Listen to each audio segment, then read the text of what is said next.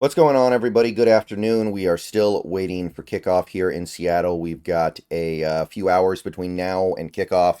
Final preseason game of the year against the Cleveland Browns. So I thought now would be a pretty good opportunity to take a look at the interior offensive linemen in this upcoming 2025 NFL draft, get a feel for who is going to be among the most desirable interior offensive linemen coming up.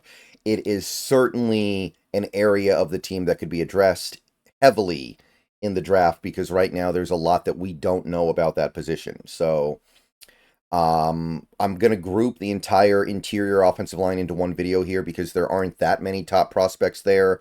You've got basically one guy who's currently projected in the first round, three guys projected in the second round. Then you've got a collection of guys, well, three guys projected in the third round, and then you have the big drop off to day three.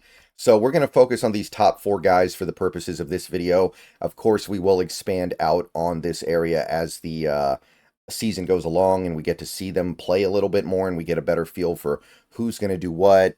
Again, when you're talking about interior offensive linemen, you don't really know where the player's going to land. Are they a left guard? Are they a right guard? Are they a center? Are they a right tackle in some cases? You need to monitor things and you need to really keep an eye on them, and you need sometimes you don't really know until they come to the NFL and you're able to move them around a little bit. Like Justin Britt was a miserable tackle, not good at guard, but you moved him to center and you actually got some pretty good results there for a little while. So sometimes you just need to actually put them in the right spot once they get to the NFL before you know.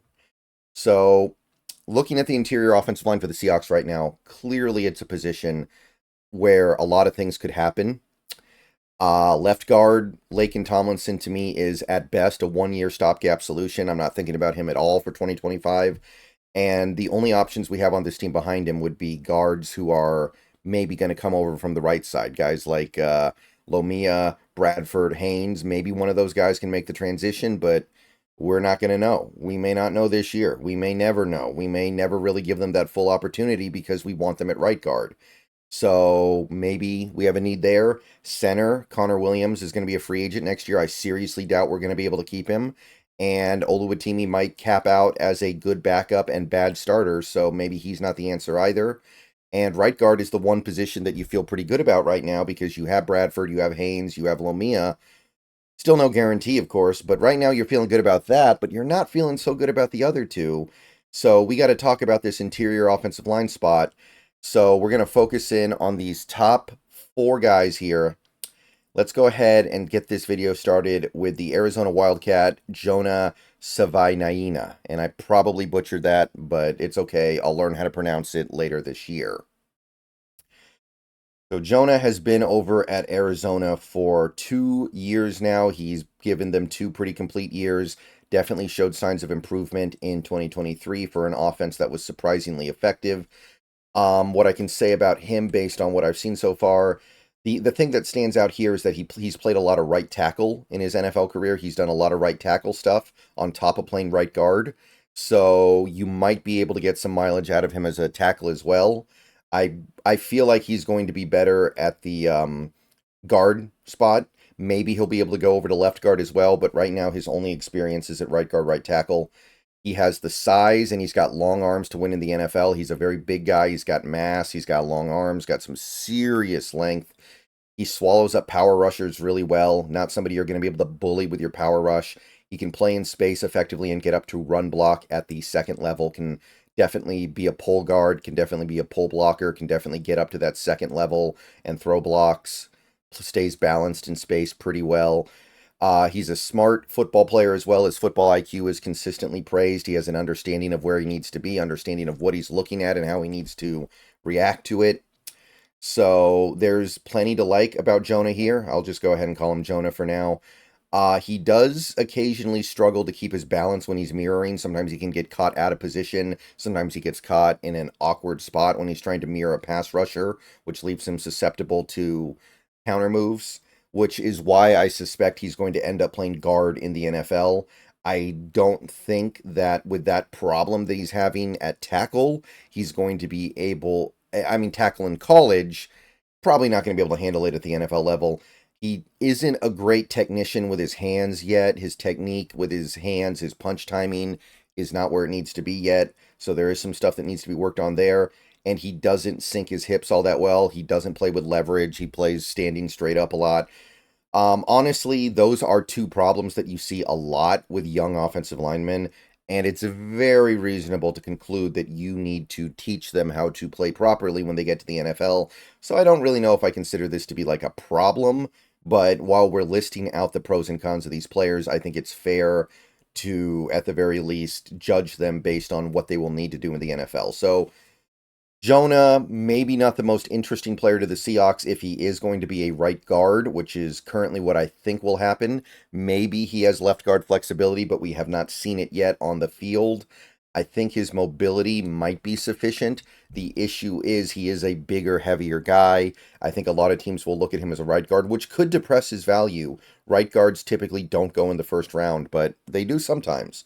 And if he's really, really good at the position, like he's immediately like an all-pro level right guard, then he's probably worth it. All right, now we're on to the second round guys, and this next guy we're very familiar with here in Washington, Parker Brailsford of the Alabama Crimson Tide, but that's not where we know him. We know him from Washington because he was the starting center and a little bit of right guard for the Washington Huskies in 2023. So he has familiarity with an elite offense. He has familiarity playing really good football for an offense that was able to make the national title game, played almost 1,000 snaps last year, very well-rounded, well-versed, generally just an all-around really good player for Washington, and now he gets this second year. Now, I will say this, the database has him listed as being eligible to be drafted next year, but he only has 1 year of actual playing time so far. And usually you see players pick up 2 years before or 3 years before they even consider going to the draft. So I don't know if he's actually going to enter the draft next year, worth noting. But as of right now, this is very clearly the top center in the draft. If you want a center, Parker Brailsford is going to be your guy. So maybe he declares early just because of that. So what I can say about Parker Brailsford, really, really good center, and he has some experience at right guard, so you might get some flexibility there. Elite offense that he participated in 2023. He's very smart, always gives maximum effort out there on the field. No one ever questions his drive and push and desire. He's an excellent athlete with the ability to cover ground and play in space as well. In fact, that's his strength as a player, his ability to play in space, pull out into open field and throw blocks on linebackers. He gets out of his stance very quickly. He's got great quick twitch athleticism. So there's plenty of stuff to be into here as a zone blocker. Now, if you're looking for somebody who's not going to be a zone blocker, I think you're going to be a little more hard-pressed to find something you like. He's undersized, he's a smaller guy, and he's got short arms, which is why I think that he will probably end up doing his best work at center. He can get beat up by power rushers, and he doesn't have the strength to be a great drive blocker. Most of his ability to create movement in the run game is based on his ability to hit with big pop at the initial point of contact. He doesn't have the leg drive to push a guy out of the play. So I do think that Parker Brailsford is probably a zone scheme only center, but there are plenty of those out there and they can be very successful. I don't think there's anything wrong with that. So I'm not going to say that it can't work. I think that in a lot of modern offenses, it will work. But if you're asking him to provide big power in the trenches, like be a big power guy, be somebody who drives guys off the ball, you're probably not going to really get what you want here. But Parker Brailsford, as of right now, very clearly the top center that may be eligible for next year's draft. And he is the guy that I would be looking at if I needed a top center. All right, so next guy is a guy that I talked about a lot last season because he was considered to be a potential high draft pick last year. Didn't happen, didn't have his best year, came back for another year. Donovan Jackson of the Ohio State Buckeyes, currently ranked in the middle second round for the Buckeyes. And you can kind of see why he went back if you look at last year. It was kind of a disappointing year for him. He didn't build on his previous success the way some people wanted to. Run blocking took a little bit of a step back. So he wants to show that he can be that elite prospect. And a lot of people expect him to, right? Donovan Jackson, you would expect him to be able to take that next step up when you look at his talent, when you look at the players he's going to have around him at Ohio State. What I can say about him right now is that he's very durable. He hasn't missed a snap or a start, or he hasn't had any kind of real injury so far in his football career, high school or college.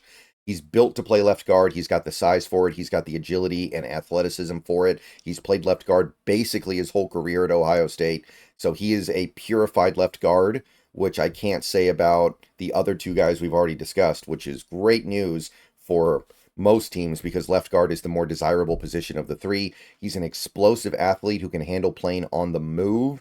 He's somebody who can peel out into space and handle responsibilities while playing in space.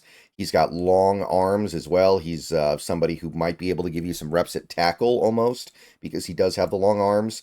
He plays very violently. He's somebody who hits hard, really wants to bury his man deep in the ground, really wants to just be a physical football player. He's very smart and savvy, high IQ, high understanding of the things you need to do at the on the offensive line, really good understanding of how to position his body, how to prepare for what he sees coming before it comes. He uses his hands well, pretty good hand technician. He can redirect bull rushes well. He doesn't necessarily have elite strength, but he understands how to use a bull rusher's momentum against them to delay them. Sometimes overly aggressive and lunging to make contact. He's another one of these guys that bends at the waist and is susceptible to counter moves because of it. Needs to learn how to keep balance a little bit better when in his pass rush reps. Footwork does need some improvement as well. Sometimes he'll engage with a lineman, but his footwork will allow him to lose sustain earlier than he should. And again, we're talking about a guy who didn't have that breakout 2023 season, or else he'd be in the NFL right now, probably. So he does need to show something in 2024 beyond what we saw in 2023. But this is a very talented player. He's got everything you're looking for theoretically in a left guard. He just needs to go out there and prove that he can do it at a high level in college so he can at least make the argument that he'll be able to do it at the professional level. Final guy in this video is going to be Tate Ratledge, another guy that I'm very familiar with because we watched him a lot last year. Did not declare after a season with the Georgia Bulldogs.